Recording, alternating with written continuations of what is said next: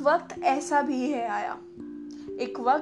भी है आया जब एक वायरस ने हर एक इंसान को डराया। अच्छा तो एक बात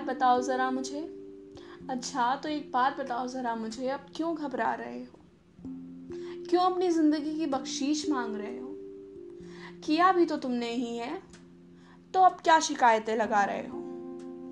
और मारो माँ के समान उन गौ माता को, और मारो माँ के समान उन गौ माता को, और मारो पत्थर उन बेचारे जानवरों को, और भगाओ ना तुम उन्हें अपने घर के सामने से।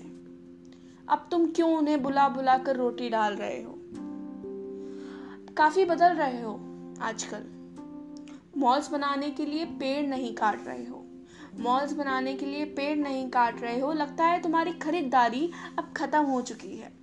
तुम्हारे शौक अब सारे पूरे हो चुके हैं। मिट्टी में पल रही उन चींटियों को कुचल कर आजकल वो पक्की सड़कें नहीं बना रहे हो। लगता है अब तुम्हारे पैर में वो कंकड़ नहीं घुस रहे आजकल। क्या हुआ? ये धीरे धीरे क्यों बदल रहे हो? सुना है अब घर की सब्जी रोटी तुम्हें अच्छी लगने लगी है। पिज्जा और बर्गर को छोड़कर तुम्हारी सेहत भी सुधरने लगी है। सुना है अब उन किसानों को तुम अक्सर शुक्रिया अदा करते हो जिन्हें कभी तुम गंवार कहकर धिक्कार दिया करते थे। क्या हुआ? अब अपनी जिंदगी में तुम्हें उनकी कीमत पता लगने लगी है।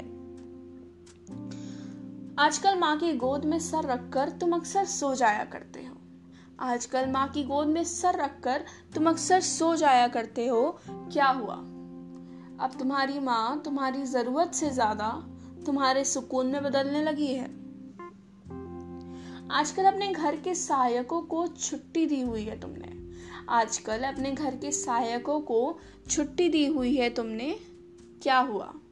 अब तुम्हारे वो दर्द नहीं हो रहे जो तुम्हारे तब हुआ करते थे जब वो बीमार होकर अपने घर पे ठहर जाया करते थे। अच्छा डर रहे हो शायद अपनी जिंदगी के लिए, लेकिन कुछ अरसे पहले तो तुम दूसरों को डराया धमकाया करते थे। चिंता मत करो, ये कोरोना ही नहीं और भी आएंगे और हमें ऐसे ही डराएंगे। किया जो हमने है वो हम ही भोगेंगे। और क्या लगता है तुम्हें, धरती माँ को रुलाकर हम जिंदगी भर हंसेंगे? सुधर जाओ, अब भी वक्त है, क्योंकि अब हमने ऐसा भी वक्त देख लिया है जब एक वायरस ने हर एक इंसान को डरा दिया है। शुक्रिया।